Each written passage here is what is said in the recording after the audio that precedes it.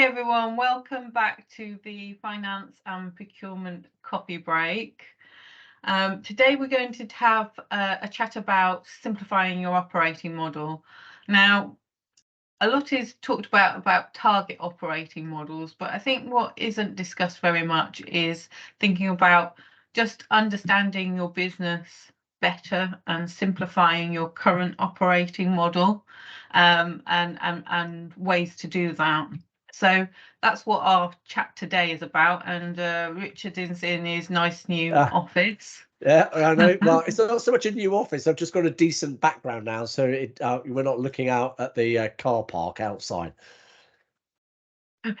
Great. Okay. So our first question, Richard, fundamental question. What exactly is an operating model and why is it essential to simplify it? Well, look, we've talked a little bit about this before, but essentially, the operating model is the blueprint of our business. It's what we do, how we do it, how we're going to get value to our customers. It's about how we're organized. It's about the systems that we use, the processes, but it's also about people stuff like culture. And, like anything, if it gets complicated, it just doesn't work as well as if everything's, running nice and smoothly. So I suppose it's a bit like letting your mobile phone get cluttered with too many apps that you don't need and too much memory with photos. Sometimes you've just got to stop, clear out what you don't need, think about what you do, and then get it going. So there we go. Simple operating model. Okay, so I'm going to fire this back at you because you are far more expert than I am, which is right. If that's what an operating model is, it isn't just as simple as clearing out your apps and getting rid of all the photos and sort of slowing it down. How can businesses go about simplifying their operating model, whatever their operating model looks like? Yeah, so I think the first step is take a step back and do an assessment. And you often talk about sort of CEOs and CFOs sort of going back to the shop floor and seeing how people actually do their jobs. And I guess to some extent you can do that.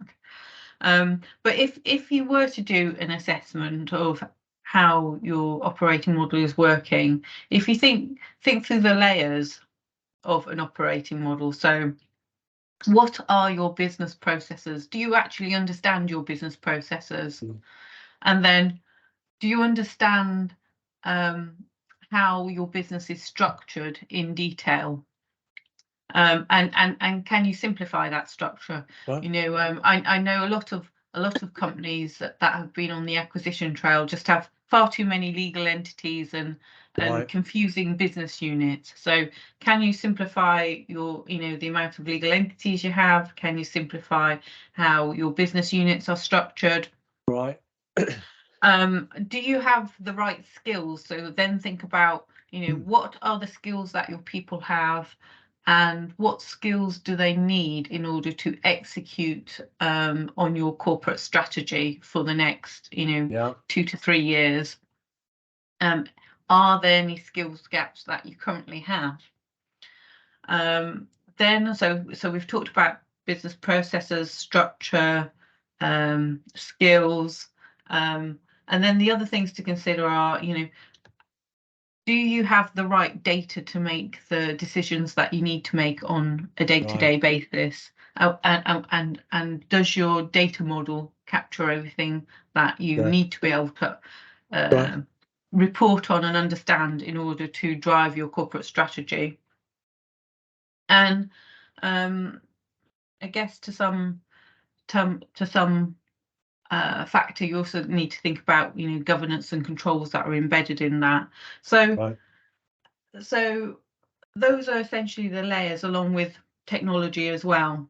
What systems do you use? What technology do you need? So let me summarize that. So we've got the business processes, the structure, the systems and technology you use, the data, the skills, and to some extent your governance and controls that are all embedded in those processes. So that's a way to sort of go back to the drawing board, All see right. what Well, does your business have. all right. Well, look, I'm a little bit of a skeptic, so I don't disagree with you. But I know because I've been through many restructurings, which have all been with the intended purpose of improving the operating model, and half of them have not worked. And then you do another one in 7 months' time. So one of the things that I know people worry about is they get a structure, they've got it working. Sure, it's got issues, but there's a decision to go and improve the operating model. But the biggest worry is, why upset the apple cart? If it's working well enough, is it better to just improve a few things, or should you actually go to that whole big improvement? So how do businesses, if you're a leader and you're leading a review of a target operating model, how do you balance simplifying and streamlining with actually keeping enough fat in the system to be competitive? Because not everybody operates at top gear all the time. People need a bit of fat to be able to do it. So how do you get that balance? Yeah, I think it depends on how far away your current operating model is from where Right. you need to be operating. If it's the fact that that you realize that you're actually quite far away. Do you remember in a previous coffee break we discussed IBM Oh and yes, we did. Yeah. how they were basically quite far away when I think Jeannie Rometty came in as Yeah. CEO and looked at, remember we said things like, only 2 in 10 people had skills for tomorrow, and Yeah. Yeah. that they were heavily invested in kind of current technology and not leading technology for the future, which is where they Right. needed to be. So I think it depends on how far away you are Okay. from your operating model is from the strategic direction of your company as to whether you refine and simplify, or whether Yeah. you think, right, actually we need to fundamentally redesign how we're doing things. Right. If it's the fact that you think um, you only want to see if you can simplify and improve the way things are working today, and there's no fundamental issues, then I think what you're looking to do is just understand what pain points the business have, Right. Yeah. because a target operating model design follows these three things. It's the first step is understand what your current operating model is. Hmm. The second step is identify what the main pain points and issues are with your current operating model. And Right. then when you design a target operating model, design a methodology that closes out all the pain points you Right. have, but keeps all the current bits of the operating model that are working perfectly fine. Right. So don't throw the baby out with the bathwater. Exactly. But know what pain points you have and what is not working well, and have an action plan to close those out.